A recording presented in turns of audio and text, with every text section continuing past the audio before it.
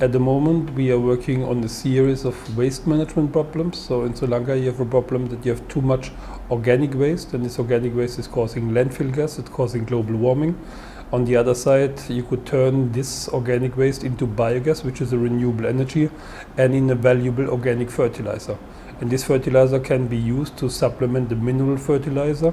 It creates a healthy soil, and you are minimizing the need to import the mineral fertilizer with all these cross-negative effects on the water quality and others.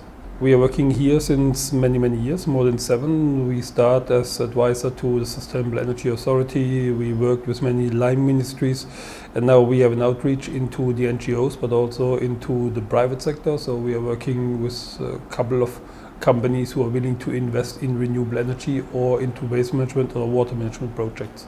Don't miss the trend. Don't miss the investment opportunity. The window of opportunity is vast open. Renewables will be a big and a massive investment opportunity with a high internal rate of return. So we see that the number of solar projects are catching up. We see that the number of wind projects are catching up, but what is underestimated are small-scale biomass projects or biochar projects. So you have a plenty of really nice investment opportunities which really need to be capitalized. On the biogas project, we are looking for a time period of 7 to 10 years, but that's not what matters. The question is whether the cash flow is there and whether we are delivering an expected internal rate of return, with market prices for fertilizer ranging between 8,000 to 12,000 rupees per ton. You don't need any feed-in tariff for electricity. The project is already economically viable and it creates returns of 20%. No, that's the project internal rate of return if we assume that the project is financed with a weighted average capital cost of, say, 12%, what the current market price rate for loans in these areas are.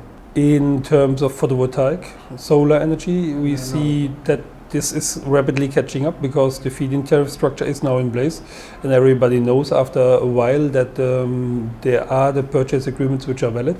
In biomass, you still have a very complicated regulatory framework, and you have a very long blessing route which you need to do, and that's still blocking a lot of investment in this area. So if we can streamline the approval procedure, if we can streamline the way how these projects are executed, then the private sector will have a much greater interest. And at the moment, there's a vacuum. Who is having the legal possession on waste? Is it the local authorities, or is it still under any type of line ministry?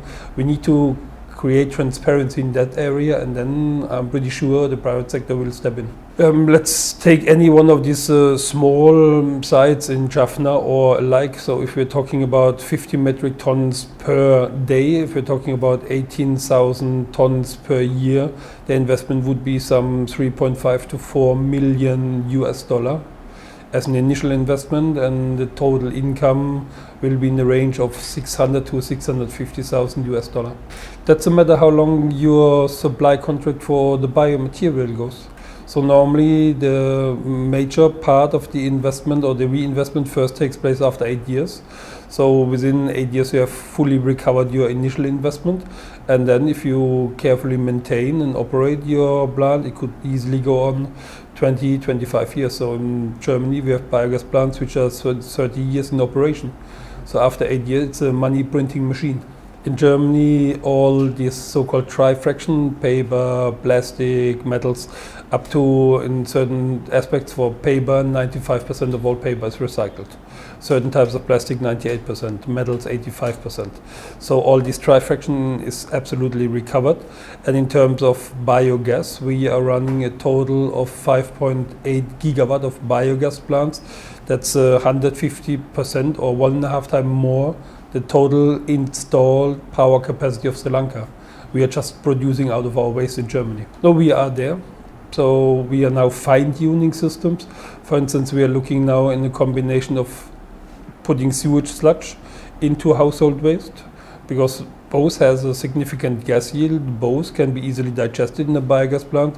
So we are now doing a cross-sectoral thinking whether we could easily combine the wastewater and the waste sector.